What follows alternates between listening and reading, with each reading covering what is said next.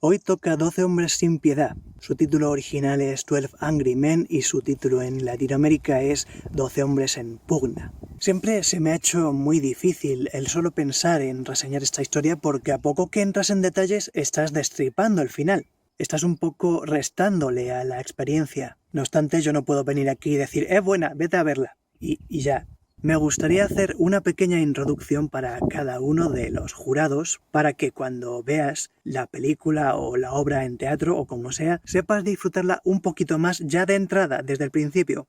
El jurado número 1 es el portavoz, el foreman, el presidente. En su tiempo libre es entrenador de un equipo deportivo aficionado. Es muy significativo que el presidente de mesa sea alguien acostumbrado a tratar con muchachos. En segundo lugar, el jurado número 2 es uno de estos personajes apocados que casi nunca lo dejan hablar. Es un personaje cimentado en el contraste, es decir, lo que importa no es lo que dice él, sino cómo es tratado por los demás. Puedes conocer a cada uno de los demás jurados viendo cómo tratan al jurado número 2.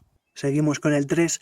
El jurado número 3 no es el protagonista, pero en una puesta en escena yo le pondría siempre el mejor actor de todos, porque es un personaje muy complejo. Para poner al protagonista, que es el número 8, podrías poner simplemente a un actor con presencia escénica, pero al final el jurado número 8, al ser un héroe, es un personaje de pocas aristas. El jurado número 3 podríamos incluso llamarlo el antagonista, pero precisamente por eso es el personaje más complejo. O sea que no voy a decir nada del 3, pero para que le prestes atención.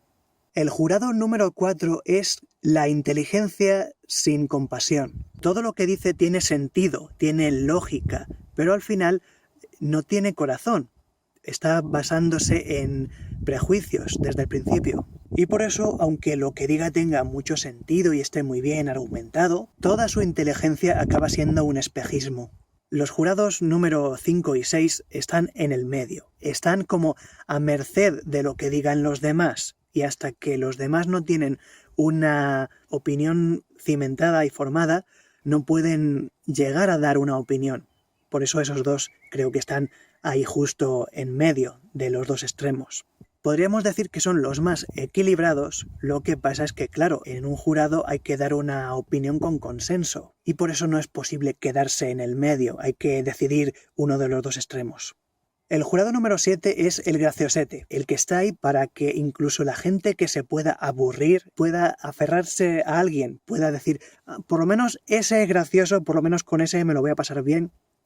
Es un poco la ligereza que hace falta para equilibrar también esa gravedad que tiene el asunto de lo que están hablando. No pueden ponerse todos los personajes a la tremenda de es que la justicia, es que la rectitud de la humanidad. No, de vez en cuando hay que decir, oye, pues que nos traigan patatas fritas, ¿no? Y también es un reflejo de mucha gente que existe en la realidad, que no puedes ponerte serio con él porque empieza a quitarle hierro a todo hasta que no le queda nada de hierro. Y eso tampoco es. Para eso está el número 8. El jurado número 8 es un poco el que empieza a equilibrar en primer lugar todo. Creo que esto es una historia coral, no hay protagonistas, simplemente este es el que tiene más líneas de diálogo. Se da una dualidad muy curiosa entre los jurados 9 y 10 porque el 9 es el que facilita que el 8 pueda empezar de verdad a hacer su trabajo, y el 10 también. El 10 está en contra del 8, pero es gracias a una intervención del 10 en un momento muy concreto que los 11 y 12 no llegan a hablar. Y como no llegan a hablar, el jurado número 8 puede efectuar todo su ataque con toda su potencia. Es la representación de cuando deberías estar callado para que las cosas funcionen, cuando deberías dejar a los demás hablar para que ellos mismos caven su propia tumba. El jurado 10 es la representación de que no tienes que ir en contra de los que están en contra tuya, porque entonces les estarás dando fuerza. Es significativo que esté enfermo de un resfriado, tiene un problema en su comunicación. El 11 es mi favorito porque es la justicia de aquel que normalmente se calla por respeto, pero que debería hablar más. Tiene muy pocos espacios de intervención, pero cuando interviene, interviene. Cuando interviene cambia el viento de orientación. Hay razones por las que tarda en hablar. A veces las cosas buenas se hacen esperar. Y el 11 habla cuando tiene que hablar. No como el 12 que habla cuando le sale de las narices y es para decir tonterías. Está ahí un poco para... Es como otra vez el 7. No, este sigue hablando de lo suyo. No le importa en absoluto estar en un jurado popular. Está porque le ha puesto el ayuntamiento.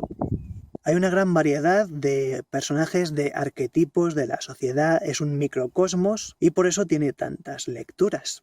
No se trata siempre de tener la razón. No se trata siempre de tener unas ideas muy claras, sino de permitir que las ideas claras lleguen a ti.